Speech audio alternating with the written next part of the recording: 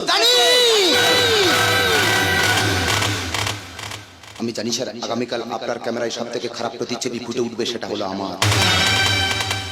কিন্তু আপনি বলতে পারবেন স্যার, আমাদের মতো ছাত্রছাত্রী যারা শিক্ষা দেয় তারা ঘুষ দিয়ে চাকরি পাওয়া অশিক্ষিত মানুষ, যারা কিনা বাংলা বানানটা ঠিক মতো জানে না, তাদের প্রতিচ্ছবি আপনার ক্যামেরা কোথায় আমি জানি না। কারণ আপনি শিক্ষিত। শিক্ষিত যদি ঠিককে ঠিক আর ভুলকে ভুল বলার সাহস আপনার না থাকে, তাহলে আপনার সমস্ত শিক্ষা যে মিথ্যা স্যার, আপনার সমস্ত শিক্ষা যে মিথ্যা। ওগো স্যার, যে দেশে লকডাউনে শিক্ষা প্রতিষ্ঠান বন্ধ রেখে মদের দোকান খুলে রাখা হয়, সে দেশের যুব সমাজের প্রতিচ্ছবি আপনি জনতার সম্মুখে তুলে ধরতে চান? কোনোদিনও হবে না স্যার।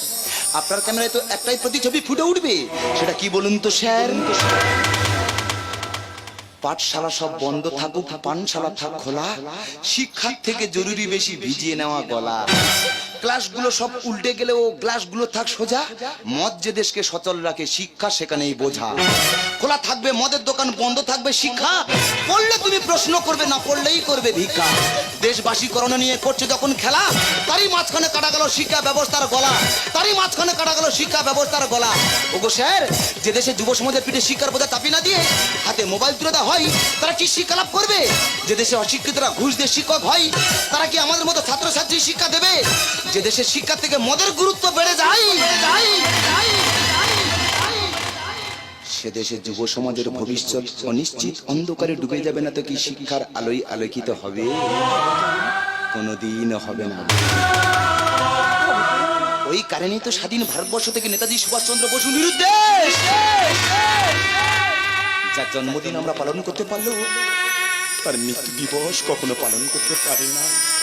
ওই কারণে তো হাজি মুখে ফাঁসি দড়ি গলায় পড়েছিল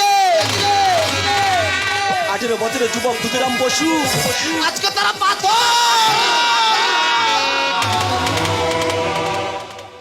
কারণ তাদের স্বপ্ন ছিল স্বাধীনতা, তাদের প্রেম ছিল শিক্ষা, তাদের গন্তব্য ছিল স্বাধীন ভারত। আমরা তো তাদের রক্তে গোলা স্বাধীন ভারতবর্ষের যুব সমাজ, আমরা তাদের স্বপ্নকে ব্যর্থ হতে দেবো না। আমরা সবাই মিলে হাতে হাত রেখে একই সুরে সুর মিলিয়ে চিৎকার করে বলবো, ভারতবর্ষ সূর্যের এক নাম, আমরা রয়েছি সেই সূর্যের দেশে।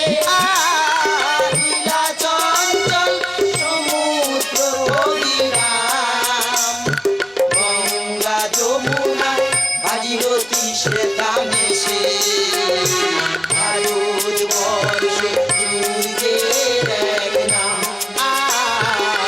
আমরা রয়েছি সেই সূর্যের দেশে। নীলা চঞ্চল সমুদ্র অবিরাম, গঙ্গা যমুনা ভাগীরথী শ্বেতা মেশে।